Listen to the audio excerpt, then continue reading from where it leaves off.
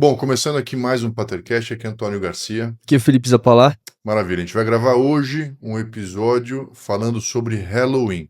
Então a ideia desse episódio é a gente cobrir o tema Halloween, tanto historicamente e atualmente, como ele funciona. Lembrando que o Patercast é um movimento para o resgate da paternidade. A gente continua com o nosso foco, com o nosso propósito muito sério, muito firme de resgate da paternidade. Esse episódio vai trazer para os pais, para os filhos também, mães, muito subsídio para entender o que é essa data que é tão comemorada, de onde ela vem e um pouco dos efeitos dela.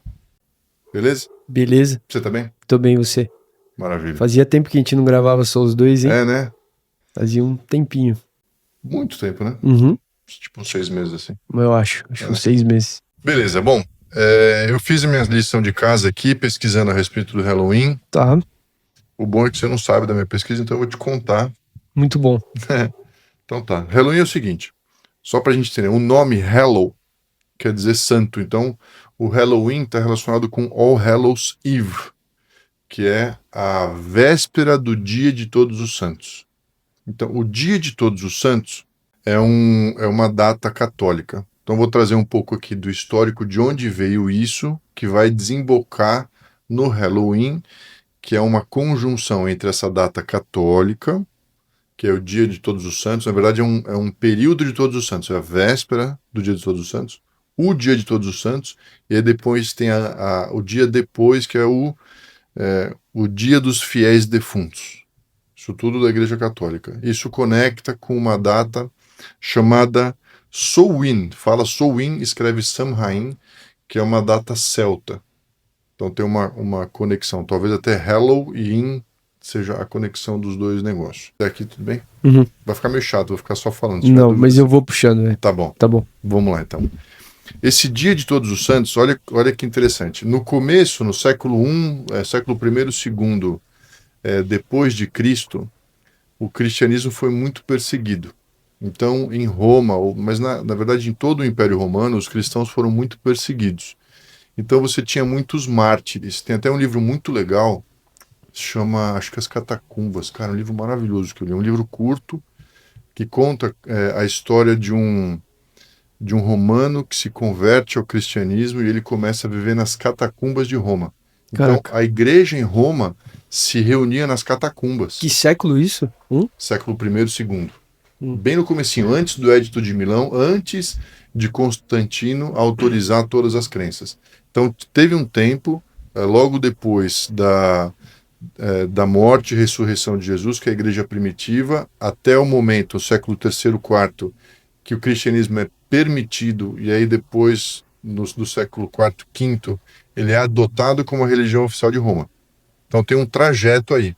No começo, tem até as histórias de Nero, mas isso não é o ponto. O ponto é que tinha uma perseguição super grande aos cristãos, então tinha muitos mártires, que era aquela época do Coliseu, que jogava os cristãos no Coliseu e tudo mais. Em função disso, desses mártires, eles faziam oração pelos mártires.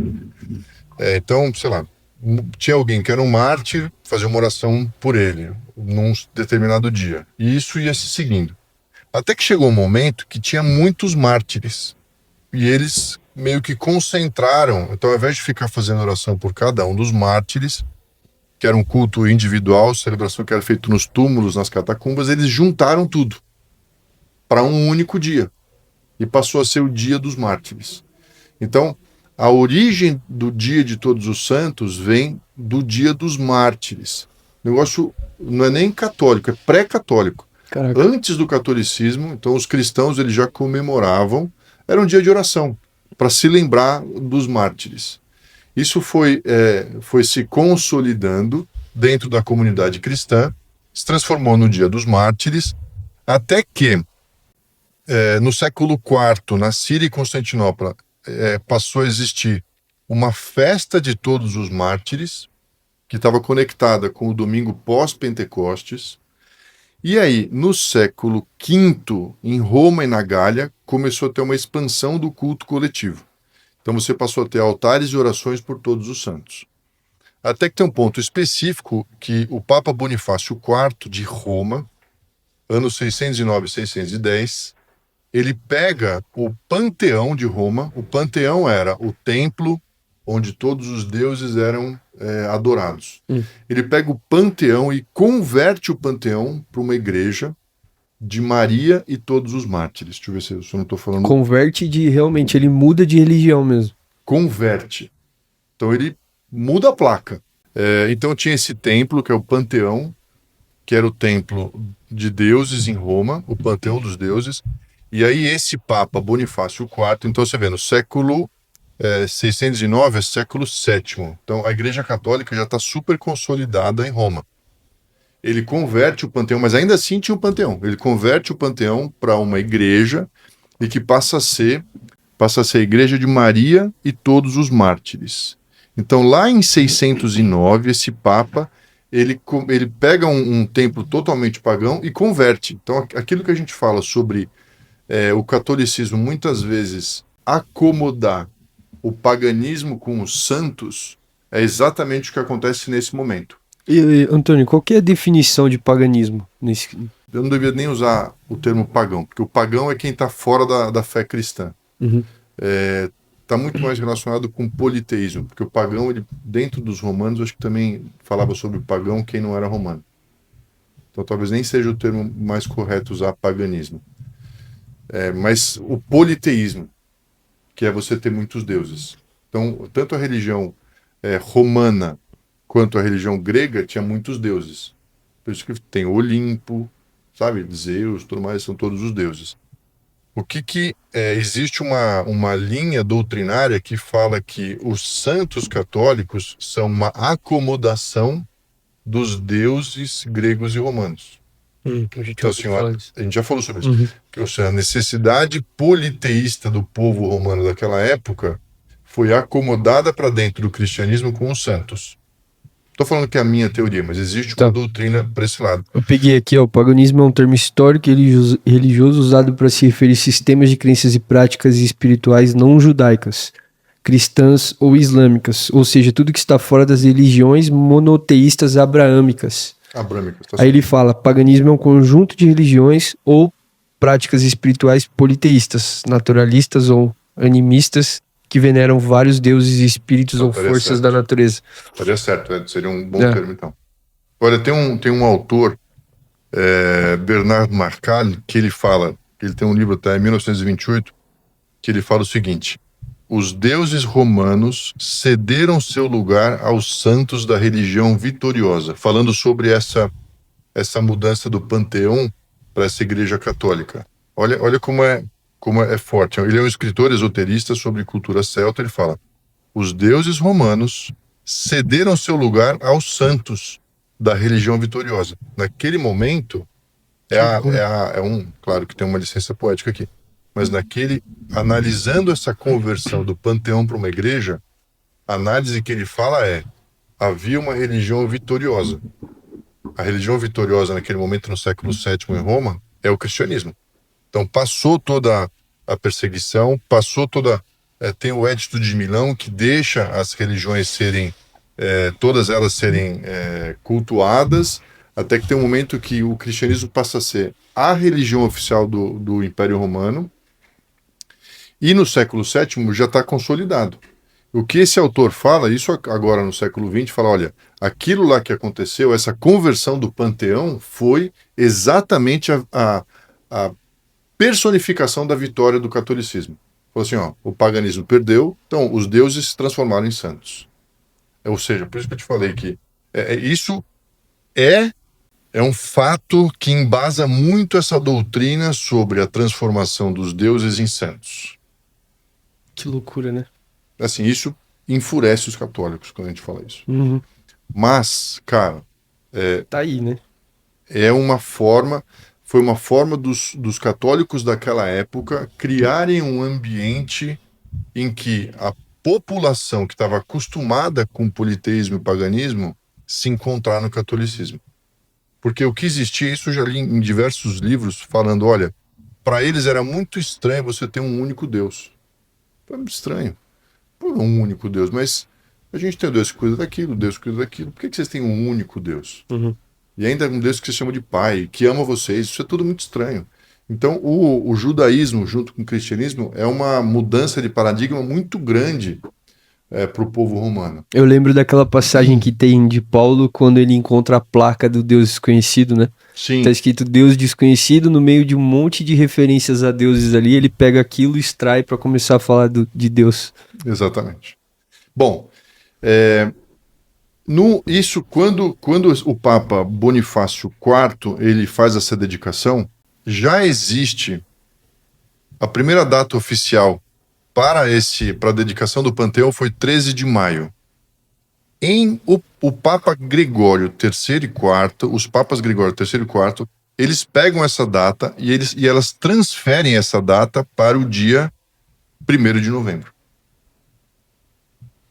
Então, do dia 13 de maio, que é a festa de Todos os Santos, que já foi lá, que é a festa dos mártires de Todos os Santos, que é do Papa Bonifácio, o Papa Gregório transfere para 1º de novembro. Caraca. Então, por volta do século VIII, o Papa Gregório III decide mudar a data para 1º de novembro, consagrando a Basílica de São Pedro em honra de Todos os Santos. Depois, o Papa Gregório IV estendeu essa data a toda a Igreja do Ocidente. Então, a principal, e é aqui que começa a ter a conexão, a principal ideia de mudança da data para 1º de novembro é exatamente porque existia essa outra festa pagã, que é a festa do Samhain, fala-se Samhain, mas é o Samhain, aquela festa celta, que estava nessa data. Então aí a gente corta a história, sai da Igreja Católica, vai para a história celta. A história celta está relacionado com os bárbaros. A história celta tinha uma data que era o fim da colheita e o início do inverno, chamado Samhain.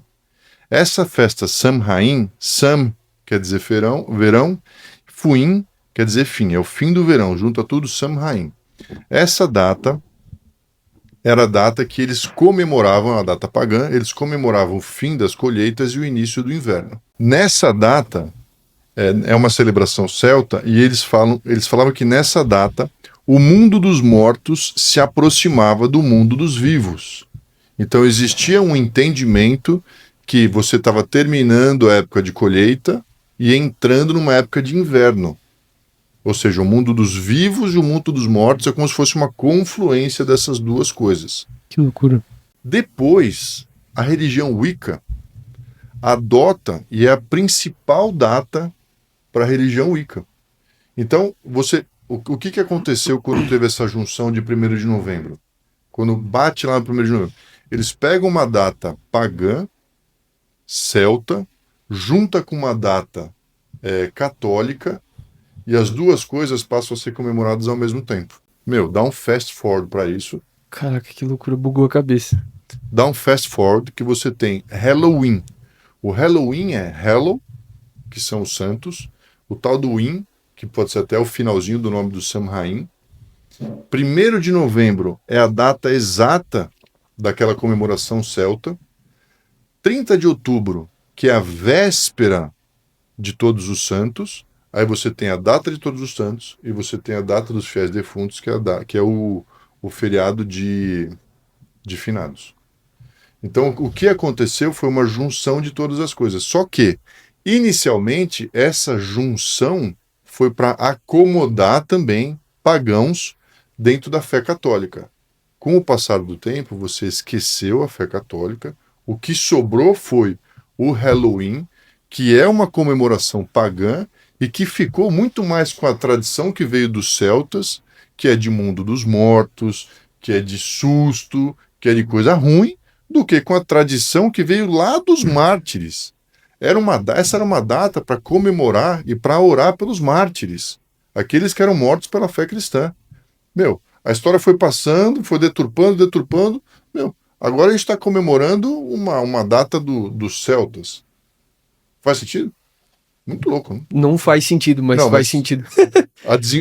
O desenvolvimento foi esse. Mas a Igreja Católica tem alguma comemoração hoje ainda, no dia 1? Acho que não. Só tem o dia de finados agora, né? E eu lembrei aqui de uma vez que eu tomei aquele energético Mango Louco. Nada a ver, mas Monster? tudo a ver. Que tem uma referência à Fiesta de los Muertos. Só que eu acho que é uma referência Sim, mais no México. isso é mais do E México. aí, tanto que você lê na lata o que significa lá, que é uma celebração dos mortos, né? E essa tradição mexicana fala que o que eles creem é que nesse dia os mortos voltam para visitar os vivos. É exatamente isso, Halloween. O Samhain é exatamente isso aí. Ou seja, é mais um negócio, mas é nessa data também. Uhum. É exatamente isso. 1 e 2 Um dos pontos do Samhain é que os mortos voltavam para suas casas. Caraca. Agora, a loucura de a gente olhar para isso era um negócio 100% cristão para orar e lembrar do sacrifício de mártires pela fé em Jesus Cristo, se transforma num negócio para comemorar os mortos, que não tem nada a ver. Não são. Tudo bem que os mártires eram mortos, mas você esqueceu Cristo e ficou só com os mortos. Não, não. Se é para esquecer alguma coisa, esquece os mortos e fica com Cristo, entendeu? O negócio foi caminhando de um jeito e que hoje é uma das datas principais dos Wicca. Então, o que era um negócio santo, de devoção, passou a ser a data principal de uma religião não cristã.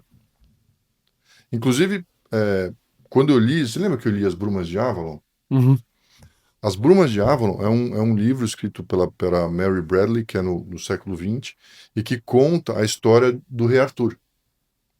A história do rei Arthur é toda cristã. Eles eram católicos lá na Britânia, né, na Inglaterra. Só que ela é toda conjugada com a história dos pagãos, dos Wicca. Na verdade, dali que veio a religião Wicca. E aí no livro do rei Arthur, você tem as duas coisas se juntando. E é engraçado porque tem a Avalon era uma ilha que você só conseguia entrar, que é onde ficava Morgana tal, e os druidas tal, que você só conseguia entrar quando tinha uma nuvem espessa que se desfazia. E se eu não me engano, é exatamente nessa data do Halloween, era quando essa nuvem se desfazia e qualquer um podia passar. Então era uma data específica que existia uma conexão entre esse mundo esotérico e espiritual e um mundo real. Caraca. Muito louco, né? Louco.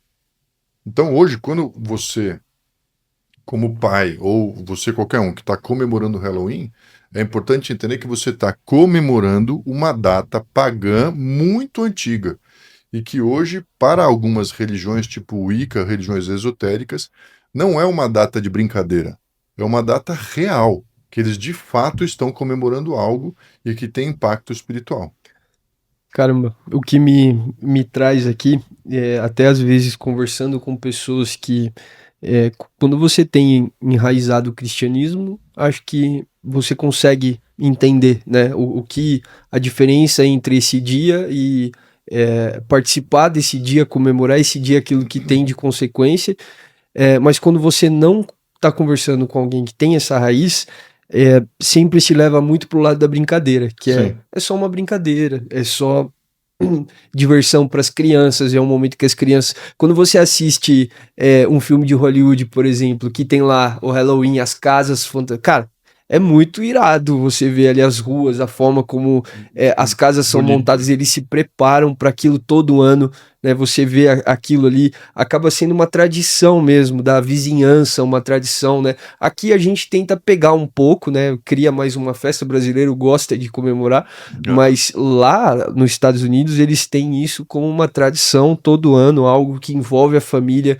algo que a família se junta para preparar a casa, para poder ser a casa mais assustadora da rua, para poder ser o lugar onde vai chamar atenção, a melhor decoração, tanta coisa em volta que eu acho que acaba mascarando tanto princípio, valor e raiz, e até falando um pouco talvez da nossa geração que acaba não fazendo as coisas porque os outros estão fazendo, e extrai só o que está na superfície para poder participar de alguma coisa e acaba não trazendo muito o porquê está sendo feito aquilo. Porque, beleza, o porquê é para diversão, mas qual que é o impacto, e até para a gente transicionar, o impacto disso na vida das pessoas, porque a gente está falando de uma festa, de uma comemoração que envolve o mundo dos mortos, envolve o mundo espiritual, e aí a gente começa a trazer, tá bom, hoje uma casa que de forma,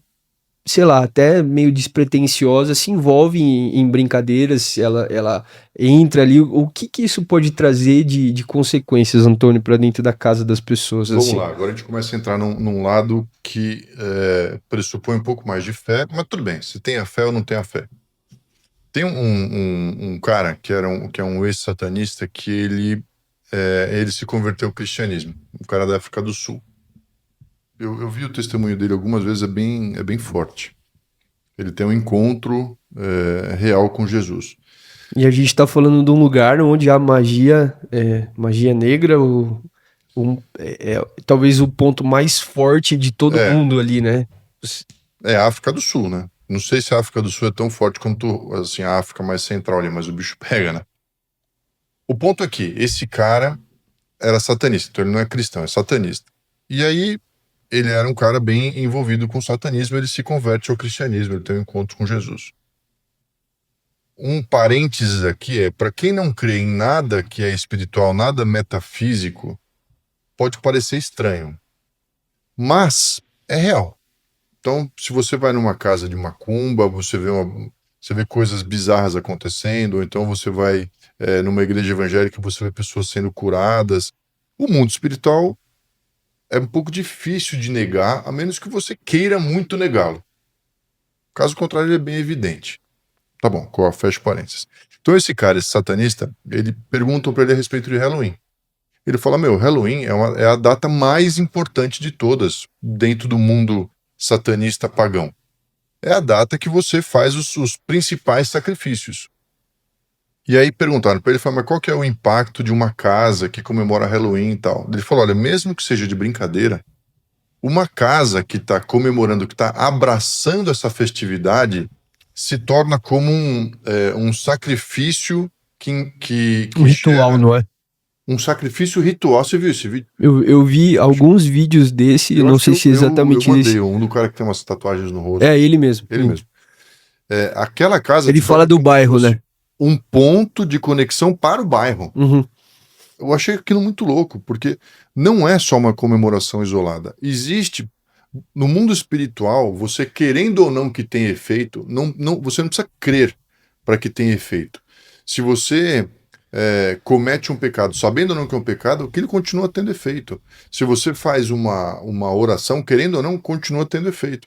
Então o que ele traz você comemorar o Halloween com entendimento ou sem entendimento, vai transformar a tua casa como um ponto de contato para aquele ritual para o bairro. Falei, caraca. Loucura. É uma loucura. Eu não estou falando de um pastor que está falando, é um cara que estava lá dentro, entendeu? Uhum. Dentro do mundo dos satanistas, o cara falando, gente, para com esse negócio. E aí a pergunta tá bom, mas a minha casa está num bairro que tem gente lá comemorando. Eu falei assim, ora... O que ele fala? Ele fala sobre você revisitar, sondar teu coração, sondar tua fé, porque ainda que o bairro esteja praticando, tem uma influência mesmo sobre os cristãos. Sim. E aí ele fala, acho que um pouco de se você é um cristão praticante, talvez não vai ter tanto impacto, porque você está posicionado em oração, tua casa está blindada. Agora, se você é só um simpatizante de alguma forma, aquilo vai te influenciar. Sim. Ou seja, ou você se posiciona, ou você vai de reboque no negócio. Loucura. O que também, algumas semanas atrás, eu vi um vídeo que me impactou muito, que eram uma série de vídeos dentro do mesmo vídeo, cortes ali, de crianças pequenas, assim. Tinham crianças de 6 meses, crianças de 1 ano, 2 anos, dos próprios pais assustando as crianças, pegando elas totalmente desprevenidas, vestindo máscaras de terror, e máscaras que assustariam a gente, mas, velho, não é uma máscara boba, algo bobo, é realmente uma cena bizarra de algo que traz um medo surreal, assim, de pegar a criança desprevenida A criança vê aquilo e a única reação que tem é chorar de desespero, assim. E os pais filmando e dando risada daquela situação. Eu confesso que eu fiquei bem indignado, até repostei na época, porque eu acho que uma das coisas que o Halloween começa a fazer é uma glamorização do medo. E quando a gente fala sobre retirar o medo de uma criança, que, né, tava fazendo uma pesquisa que diz aqui que crianças até 7 anos ainda não diferenciam totalmente o imaginário do real. Ou seja, até 7 anos de idade, a criança não sabe se aquilo é uma brincadeira ou se aquilo é uma realidade. Então ela vai criando a versão de mundo dela, a cosmovisão dela, vai sendo criada através dessas experiências que ela vai tendo. E eu comecei, quando eu vi aquele vídeo, eu falei, caraca, onde que o pai e a mãe estão com a cabeça para poder colocar a criança numa situação de medo extremo? E aquilo, você imagina a aceleração cardíaca que deve ter causado naquela criança, dela tomar o susto, imagina a cabeça dela de tipo, peraí, eu tô com meu pai e com a minha mãe, que é aquilo Trauma, né? que mais é seguro para mim, e do nada eles estão me colocando numa situação de que eu tô sentindo medo, né? E aí, buscando um pouco mais aqui, eu vi esse termo que chama terror lúdico. Você já ouviu falar? Não. O terror lúdico é usado por psicólogos e educadores e estudiosos da cultura para descrever o contato da criança com medo, em um contexto de brincadeira, diversão ou fantasia, assim como acontece no Halloween. Então, se fala sobre você criar um ambiente, é uma justificativa, você cria um ambiente onde você tem o controle do medo sobre aquela criança e de alguma forma você insere ela perante o medo, de uma forma como você consiga, como um pai, direcionar ela durante aquele medo. Então, tipo, você expõe ela e de alguma forma você fala, ó, isso aqui é o medo, eu tô te mostrando como é a vida, como é o mundo, e tem uma justificativa comportamental de como você desenvolve. Esse é o ponto. Esse é o ponto. Como que você vê o impacto? A gente trouxe aqui, né, um cenário um pouco mais psicológico, né, sobre isso, mas o que realmente inserir crianças pequenas, como que você vê que pode afetar, porque até a pesquisa fala que além de ativar o sistema de estresse, meio que cria, até uma certa idade, cria a forma como o cérebro da criança aprende e reage ao ambiente. Lembra que a gente falou sobre mecanismo de estresse? Eu gravei com você. Que a gente não faz muito tempo, mas eu lembro de você falar sobre o estresse constante. Você lembrou? O estresse constante na vida do jovem, né? Você lembra de quando o seu... Acho que a gente conversou no carro, a gente não gravou sobre isso. Acho que não. Acho que era uma experiência que eu tive de constantemente estar sendo exposto a um ambiente de medo e de insegurança, o como pode ter, como gera, né? Como desregulou. Era isso que a gente estava conversando. Até você me passou, acho que um documentário de uma moça que falava sobre esse medo nas crianças e o que desenvolve psicologicamente e até no corpo físico das pessoas. Isso, não foi? Isso, não é isso? Eu lembro desse vídeo. Você assistiu? Assisti. O ponto todo quando você começa a ativar muito o mecanismo do medo na criança, você desregula esse mecanismo. De forma que mais pra frente ele vai estar desregulado e a criança não vai... E o cérebro da criança não vai saber lidar com a situação de estresse. Ele vai estar fora do funcionamento normal. Ou seja, o medo não é para ser utilizado dessa forma. Eu pesquisei aqui de onde vem esse lance de susto, né? A origem celta, vou ler aqui, é bem interessante, ó. No Samhain, ou no Swing, como eles falam, os antigos celtas acreditavam que na noite de 31 de outubro o mundo dos mortos se abria e espíritos e demônios vagavam pela terra. Para se proteger, as pessoas usavam máscaras e peles de animais para parecerem espíritos e assim enganar as almas errantes, faziam fogueiras e barulhos para afastar os maus espíritos e deixavam comida nas portas para apaziguar entidades. Ou seja, os sustos e fantasias nasceram como um mecanismo de defesa espiritual, uma forma de confundir ou assustar o mal. Nossa, deixava comida... O Halloween é totalmente esse negócio, né? Não sobrou nada de Halloween, só tem o swing aqui. Deixar comida na porta, que é exatamente o que a gente fala. Fazer fogueira e barulho e usar máscara e pele de animal. Com o passar dos séculos e a chegada do cristianismo, o conteúdo espiritual foi se perdendo, mas o rito social do medo permaneceu.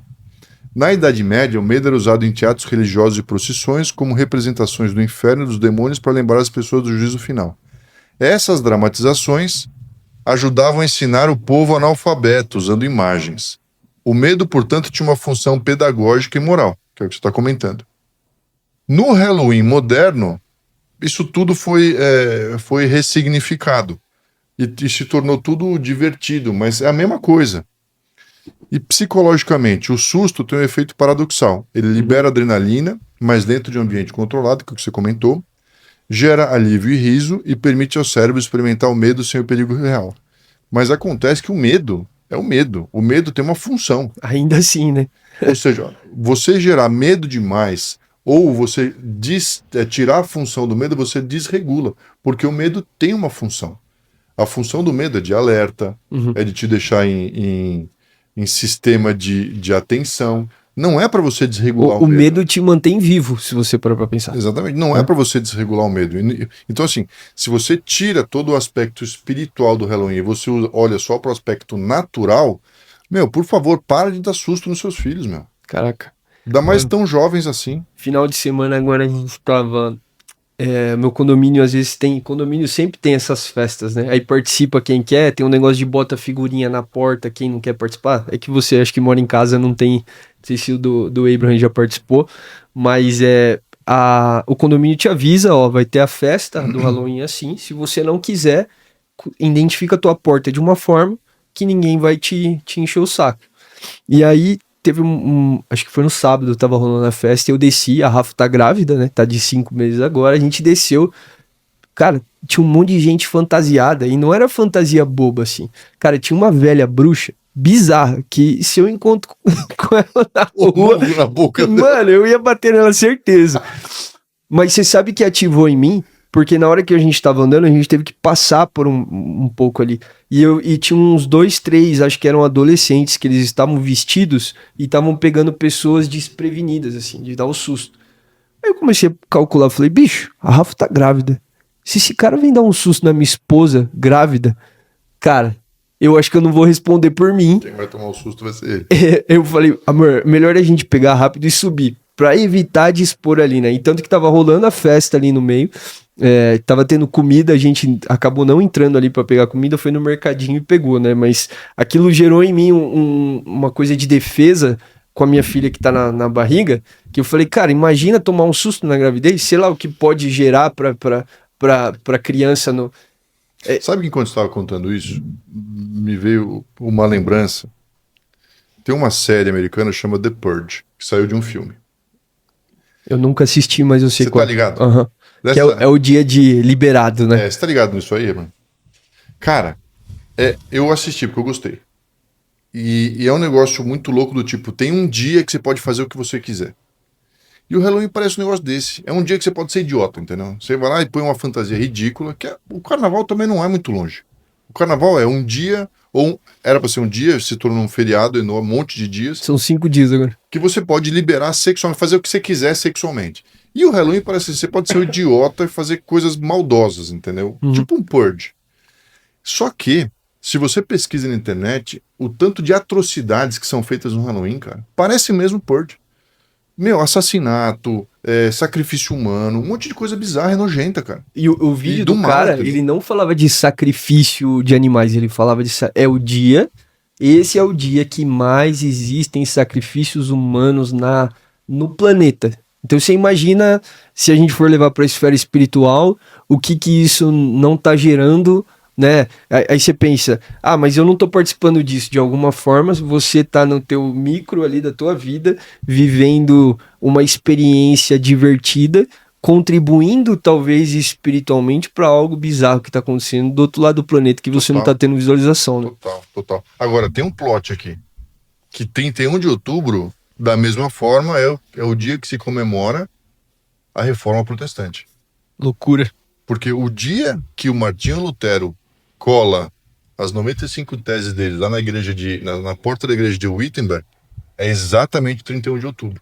Então, a gente como igreja cristã, a gente tem a oportunidade de comemorar no mesmo dia, o dia em que a Igreja Católica tem a oportunidade, que passou porque ele foi excomungado, a oportunidade de fazer uma limpeza em tudo que é pagão, em tudo que era desonesto na Igreja Católica e retomar um caminho. Pouca gente sabe, mas Martinho Lutero é padre e ele nunca quis sair da Igreja Católica. O que ele queria era trazer uma reforma para a Igreja Católica. O Martinho Lutero não quis criar uma nova igreja. O que ele quis foi trazer uma reforma para a igreja que ele tanto amava, que era a Igreja Católica, a Igreja de Cristo. O que aconteceu foi que a Igreja Católica, o Papa e a liderança da igreja não aceitou essa reforma. Com a não aceitação, ele é excomungado e aí começa a Igreja Protestante. E chama protestante exatamente por causa desse protesto que é feito. Então, todas as igrejas evangélicas de hoje, elas têm a sua origem num 31 de outubro também.